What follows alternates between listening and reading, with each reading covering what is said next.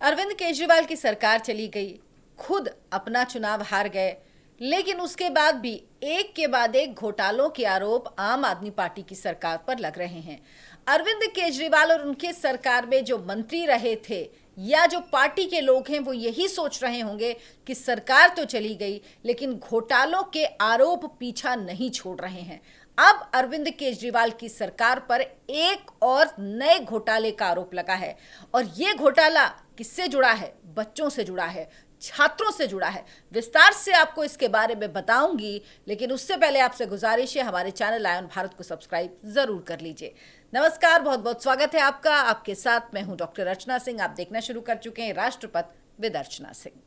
अरविंद केजरीवाल की सरकार को दिल्ली की जनता ने फरवरी 2025 में बाहर का रास्ता दिखा दिया, लेकिन एक और घोटाले का आरोप अरविंद केजरीवाल की सरकार पर लगा है और इसकी जांच के आदेश भी अब एसीबी को दे दिए हैं एलजी वीके सक्सेना ने।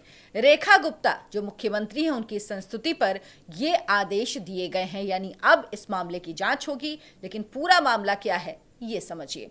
दरअसल जय भीम मुख्यमंत्री प्रतिभा विकास योजना एक योजना जिसमें बच्चों को जो एससी एसटी या पिछड़े वर्ग से गरीब बच्चे होते हैं उनकी पढ़ाई के लिए कोचिंग देने के लिए एक व्यवस्था लाई गई, एक योजना लाई गई जिसका नाम था जय भीम मुख्यमंत्री प्रतिभा विकास योजना। इसमें बच्चों को कोचिंग में पढ़ाया जाना था और 13,000 बच्चों को कहा गया कि रजिस्ट्रेशन इसमें हुआ है।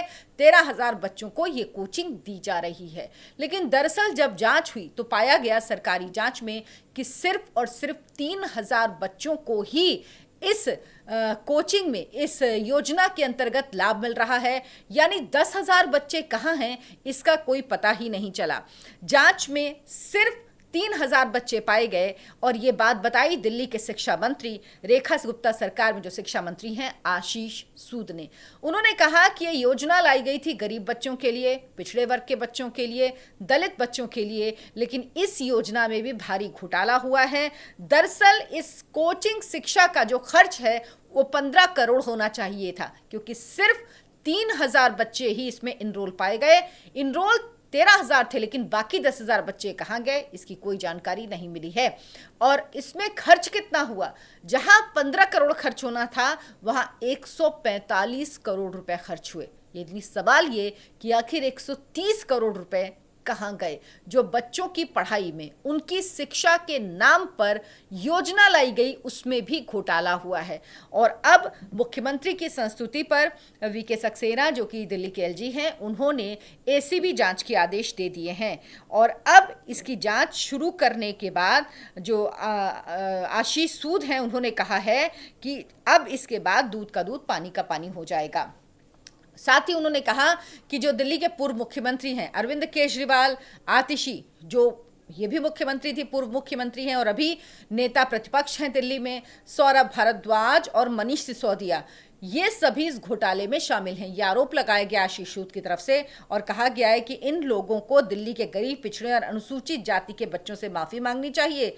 जांच पूरी होने पर आम आदमी पार्टी के कई नेता जेल जाएंगे। ये आशीष सूद कह रहे हैं कि जांच खत्म होने के बाद कई नेता जेल जाएंगे।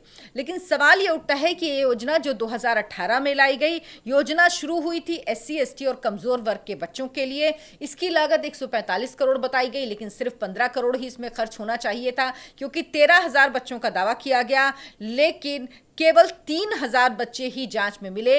बाकी 10,000 बच्चे यानी फर्जीवाड़ा किया गया। बच्चे 13,000 इनरोल दिखाए गए, लेकिन दरअसल जो लाभ मिला वो सिर्फ 3,000 बच्चों को दिया। तो सवाल ये उठता है, क्या अरविंद केजरीवाल की सरकार जो दिल्ली में थी एक के बाद एक योजनाएं क्या इसीलिए ला रही थी कि किसी तरह से घोटाले घपलों का स्कोप बन पाए?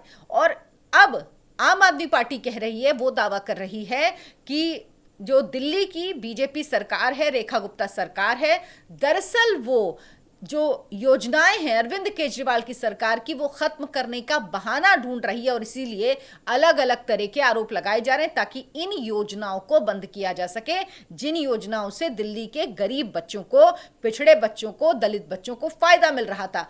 बच्चों को फायदा मिलने से रोकने के लिए योजना बंद करने के लिए ये रेखा गुप्ता सरकार ने एक बहाना खोजा है, ये आरोप लगा रहे हैं।